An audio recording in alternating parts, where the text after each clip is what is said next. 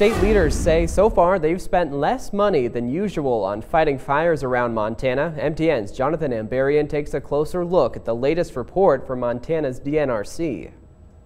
The Montana Department of Natural Resources and Conservation says overall it's been a quieter fire season than usual. DNRC leaders updated the State Environmental Quality Council Wednesday on the state's wildfire outlook. It is a very considerably different story than when we spoke to you this time last year.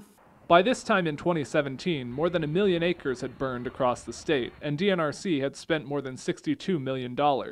This year it's been closer to 100,000 acres burned. The state started the season with just $8 million in its fire suppression fund, and they've only spent $4 to $5 million. Fire damage hasn't been spread evenly around the state. Northwestern Montana was hit especially hard, with fires like the Howe Ridge in Glacier National Park. At least in northwestern Montana, it was a tough fire year. The reason you're not seeing those dollars necessarily on the state is most of it was federal protection, but we were there every day with the feds helping out. While DNRC fought fewer fires overall, leaders say they still had to deal with some resource shortages. Especially in August, the number of fires burning around the country made it harder to bring incident management teams into Montana. Our fire environment just continues to get more and more challenging.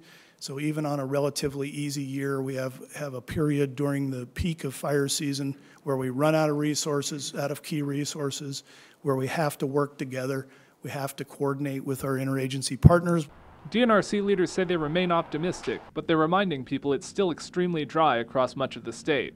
As we look out, we don't see that season-ending event coming yet.